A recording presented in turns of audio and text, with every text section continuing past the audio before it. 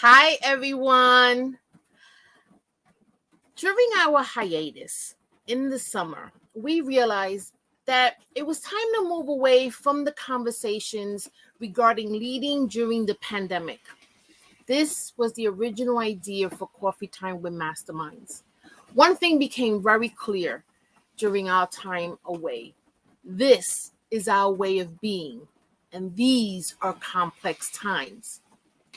You might be wondering, what does that mean? And how can leaders lead through such times? Well, hang out with us. This is Coffee Time with Masterminds, and it's a 30-minute conversation with and about leaders of mission-based organizations. And we will start the conversation in leading during complex times. Hello, everybody, and welcome back to Coffee Time with Masterminds. My name is Peta Blakely, and I'm the founder and principal of Blakely Consulting. Welcome to Coffee Time with Masterminds. I am Cynthia Rojas, founder and principal of To Your Growth. Welcome to Coffee Time with Masterminds. I'm Rebecca Tuttle, founder and principal of Grant Right Now and Grant Writing for Good. I never get tired of that jingle. I love it so much. I want to bring on Peta Blakely, my co-host. Good morning. How are you? How are you doing? I'm good. I also want to acknowledge our other co-host who's working behind the scenes. She is producing our shows, and she is what's making all of this happen seamlessly. Thank you, Rebecca Tuttle, for doing that and also doing a great job. Peta, how are you this morning? We're hanging in there. It's a crazy morning, and it's just 10:30 a.m. in the U.S. It's complex times. I love that. I also want to welcome our listeners, those in the U.S., those who are listening to us in Australia and all around the world. Please introduce yourself in the comments and let us know where you're at. Okay, so big question. What do we mean by complexity in the context of organizations? I'll give you some definition, and then I'm going to be interested, Peta, in hearing from you. What are you seeing? So complexity involves this concept of external forces, right? So if you imagine being an organization, and there are things that are happening externally that have an impact on how you operate or how you're able to deliver services. There's no doubt that the pandemic is a major external force, which then creates a complexity because an organization naturally has to reorganize. So I'm going to pause there because I don't want to get too academic. I really like the way, Peta, you like to engage in the conversation. What are you seeing, or what have you seen in the organizations you're working with in terms of complexity? I think we have seen so many things going on in the last, year and a half that are increasing the complexity in our organizations, right? So we saw people going to work from home and then coming back, right? And those are two different, separate things to manage. Now I'm seeing a lot of organizations that are short-staffed in key positions, and that's leading to challenges running their programs. I'm also seeing a lot of turnover in senior positions and leadership positions, and that is challenging for organizations to manage through, and I think increases the level of stress for the staff. The staff are stressed. That's leading to another level of complexity. They've got very high workloads, and all of the other stuff that's going on around them in terms of, managing their households and their families in these complicated times. The need for services is increasing, and so that's complicated. I think we saw it increase immediately. There was this immediate shock at the beginning of COVID, but I don't think that it's ever really decreased. And then another thing that happened was that a lot of organizations received different kinds of funding. As as foundations and government agencies were rushing to help, they got additional funds. And that's a good thing, but it's also a challenge to manage and increased the level of complexity in their organization and the number of things that they had to run. Yeah. I know nonprofits who completely steered away from their service delivery because it wasn't important or it wasn't an urgent need at the time of the pandemic, when the pandemic started. And so they did a complete 180 and started delivering different services. For example, I know of a youth development organization um, who couldn't provide services because we had a mandate.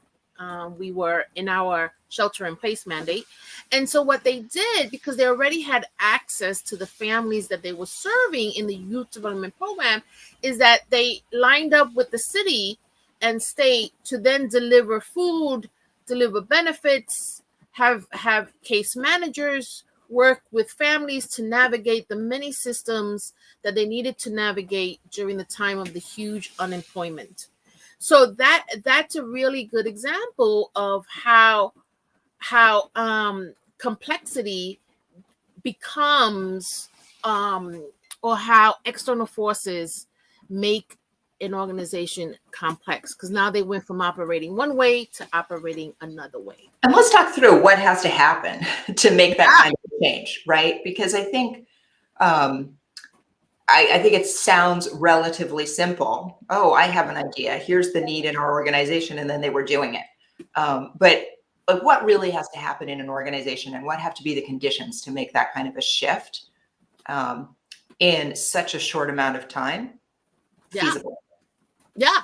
So I would imagine you have to train staff, right? Doing things a new way. And the pandemic was even crazier, because if you didn't have staff that was super tech savvy, right? That added a level of complexity. But if you were then delivering different services, you had to brief your staff on what are the multiple benefits, and how do you help others navigate through that. So that's one thing.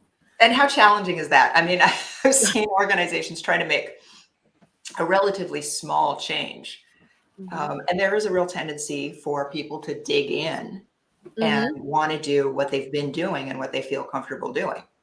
Right. So how does a leader, either what conditions have to be in place to make that possible, or what does a leader have to do and say to allow a staff to pivot like that? That's a really good question. And I do want to mention this before I answer that. What made the pandemic such an interesting, what's making it such an interesting case study, and I've said this many times, oh,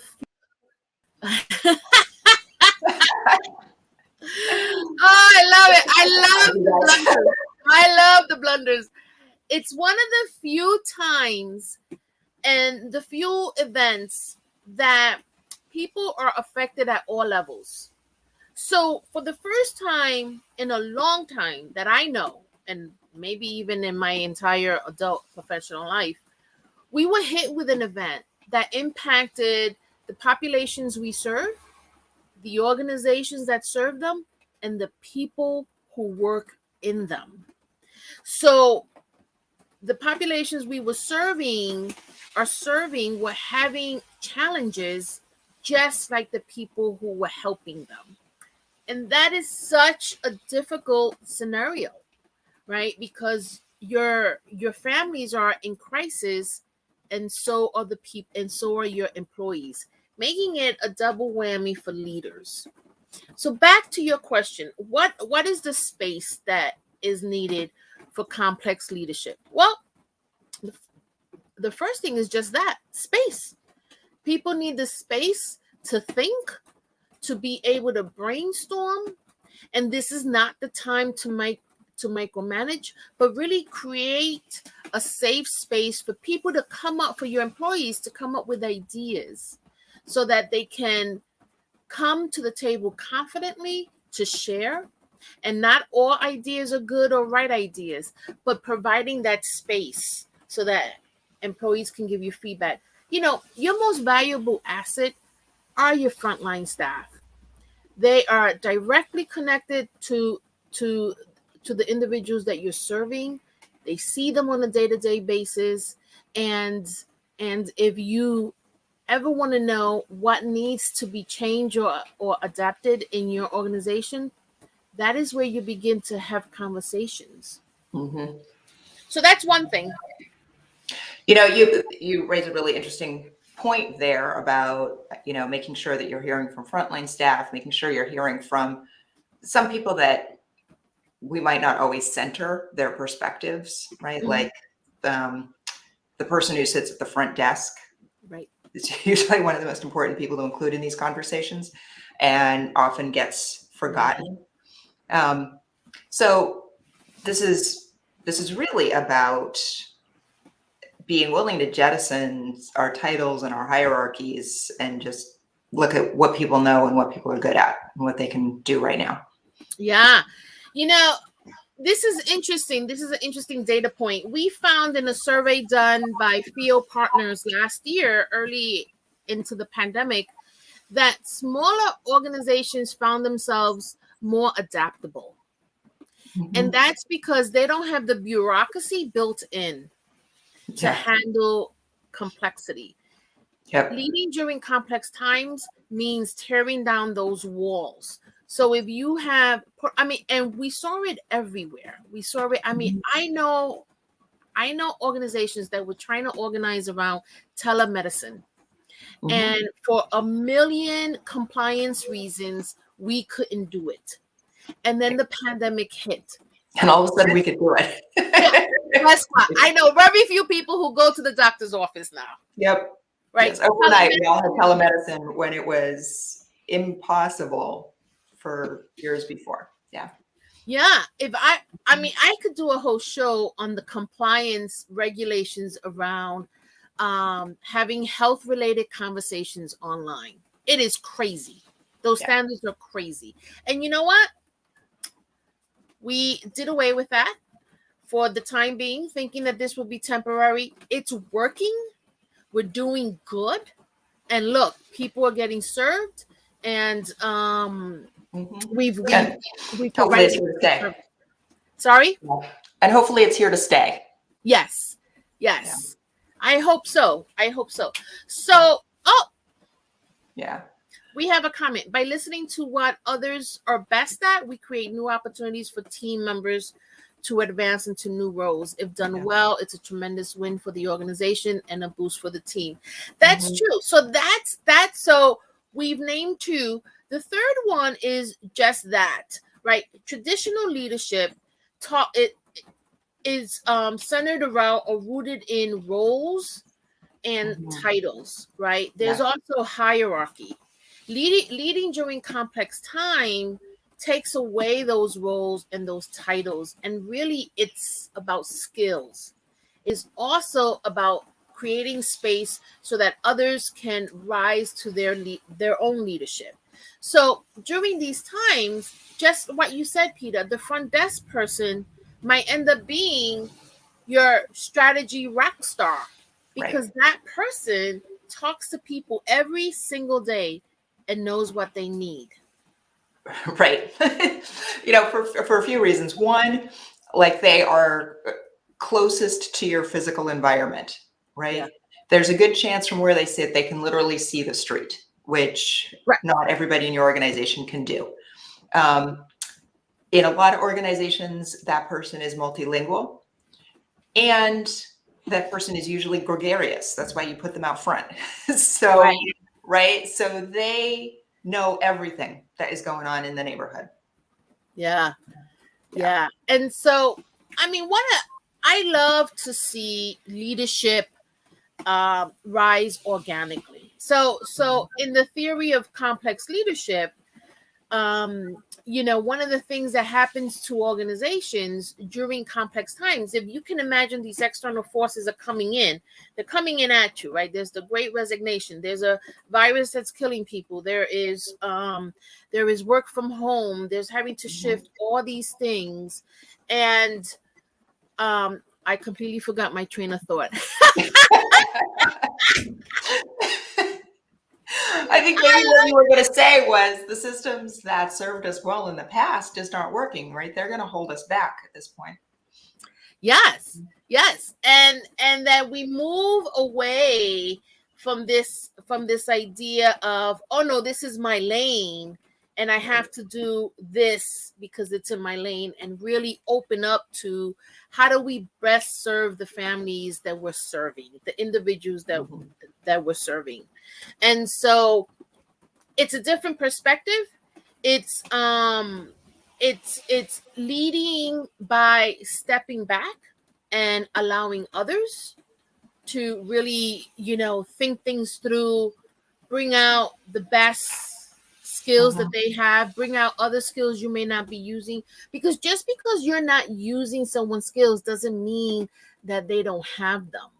Yeah. So your front desk person could be a strategist and you never know it, except if you create this space as a leader, step back and really create space for people to go through and deal with these external forces. You'd be surprised what you might find.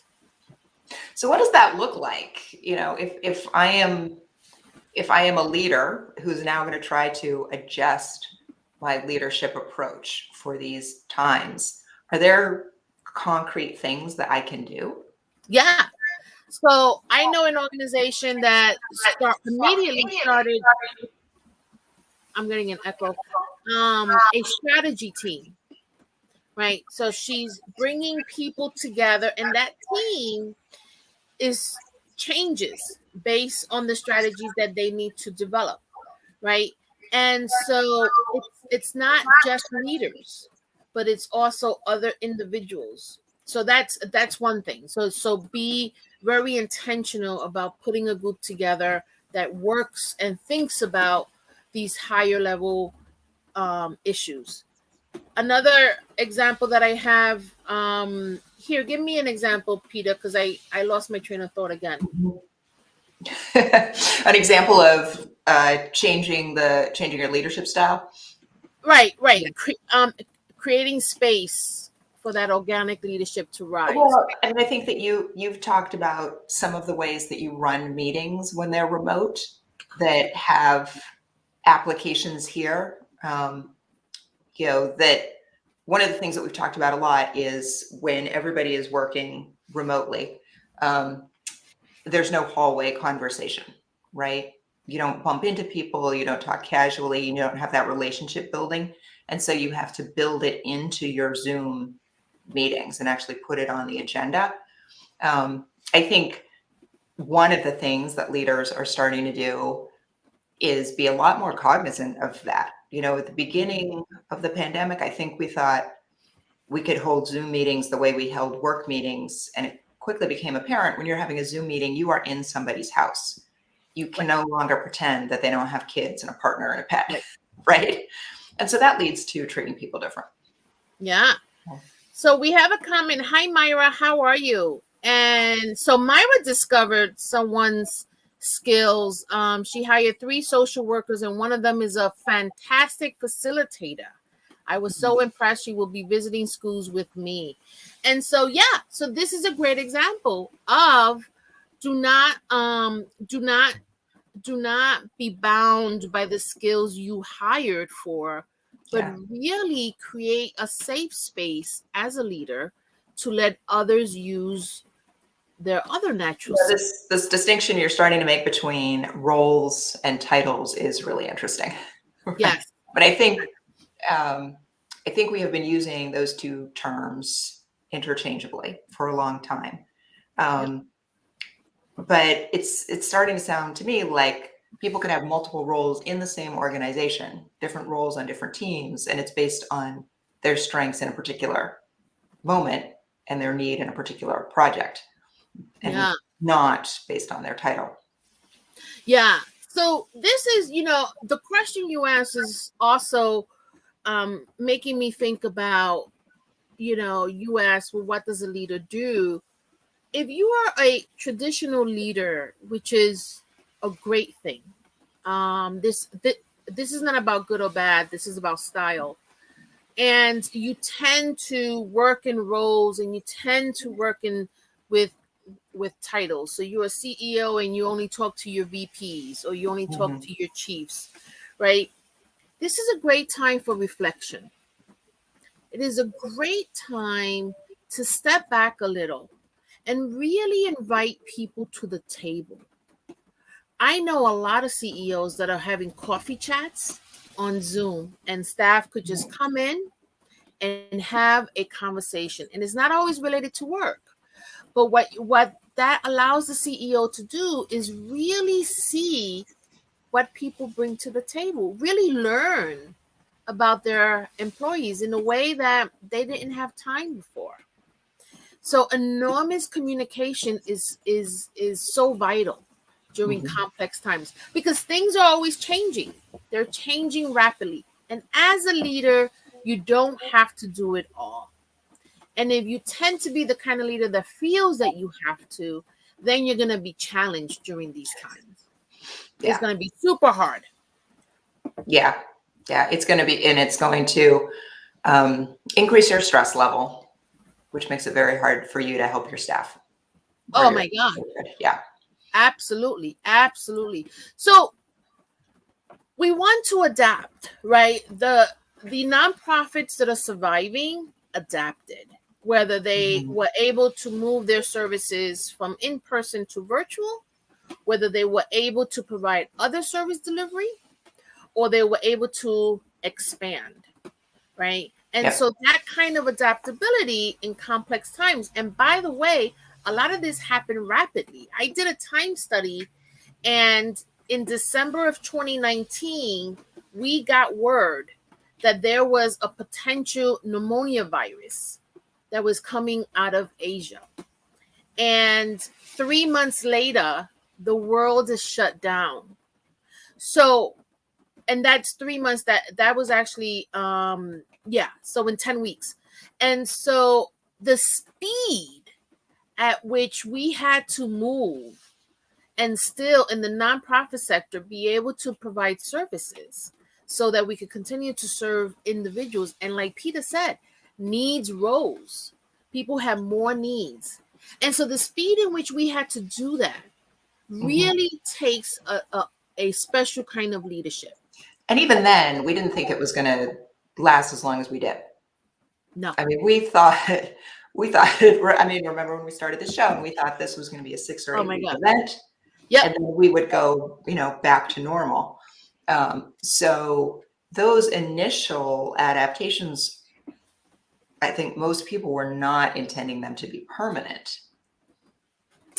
I remember. So I was one of those people who thought it was 2 weeks. I could do anything for 2 weeks. Yeah, I could stay in my house for 2 weeks. And then we thought maybe 6 weeks.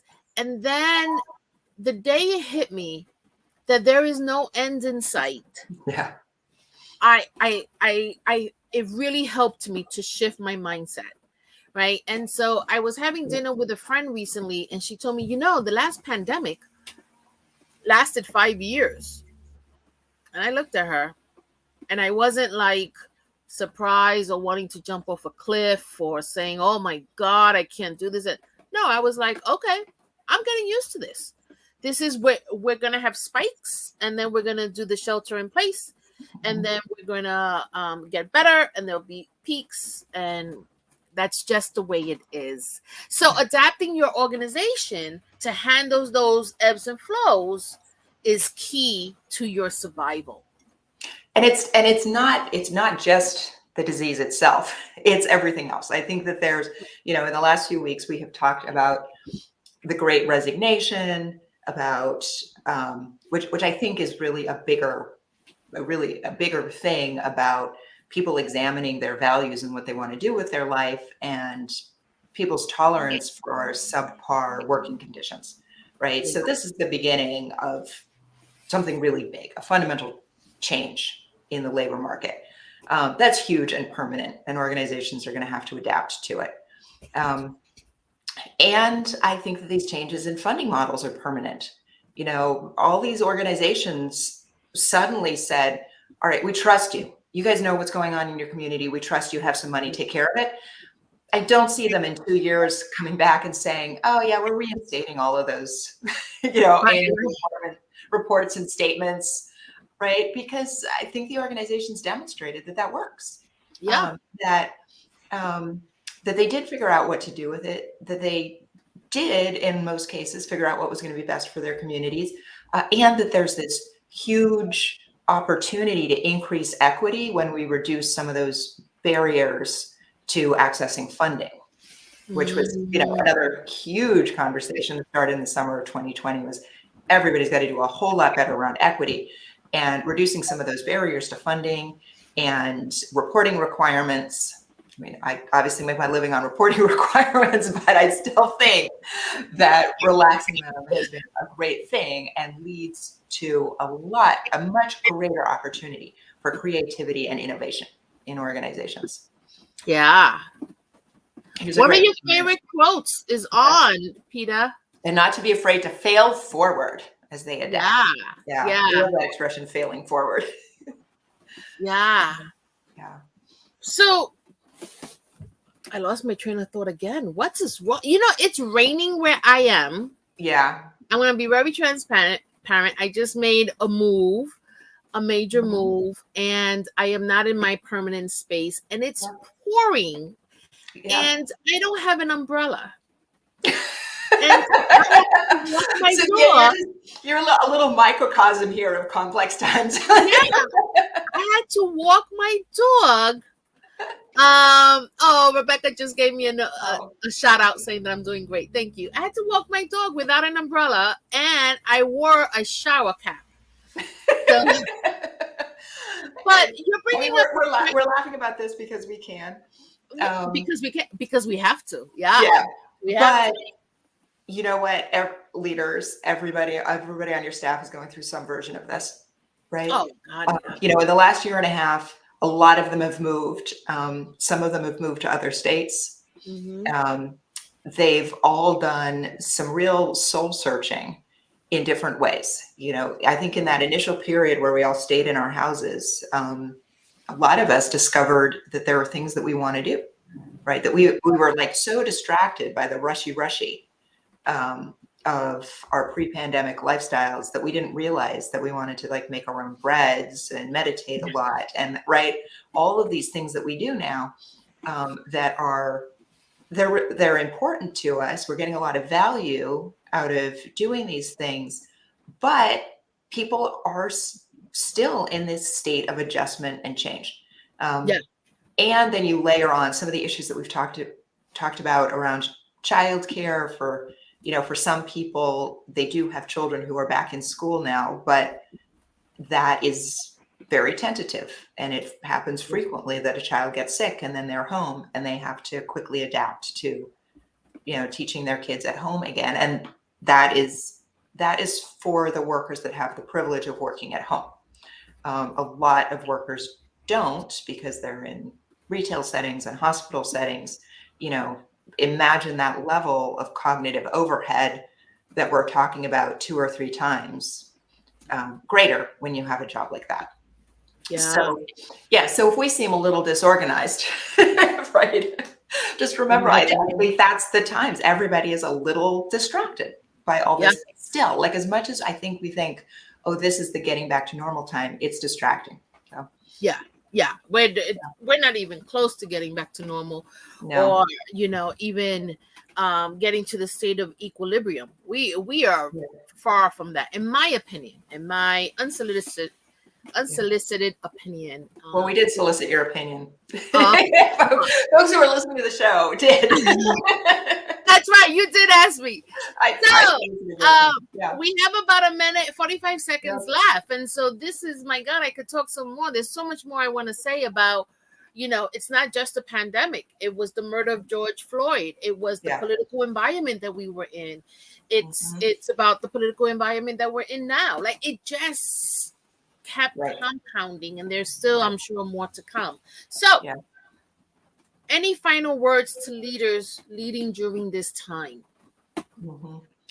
I think you've made a couple of really important points and takeaways. One is there is no going back. right? Leadership for complex times is just leadership now. Yeah. And it's going to be that for the foreseeable future. And this distinction between the organizations that are going to be successful in showing up for their communities and meeting their communities' needs at a time like this are going to adapt really quickly. There is not going to be time to update your org charts fast enough for how quickly you're going to change your programming. So thinking in a very flexible way, we're thinking about roles. They're not permanent, right? It's the role on this project at this moment that is based on your assets and your strengths and your capacity at this moment, and that it's going to change. I think that that's really interesting and is fundamentally going to change how people lead, but also how people have to work in organizations and how leaders have to support people given that. Yeah, you're right on. You are right on. These are my takeaways for leaders is approach this as exciting times. What an opportunity. Truly, for many of us, will be the opportunity of a lifetime. Take it like that. Step into it. Do it for the people you're serving. Do it for your organization's mission, and do it because this is your life's purpose. We'll see you next week. Thank you for joining us. Have Bye. a great weekend, everybody.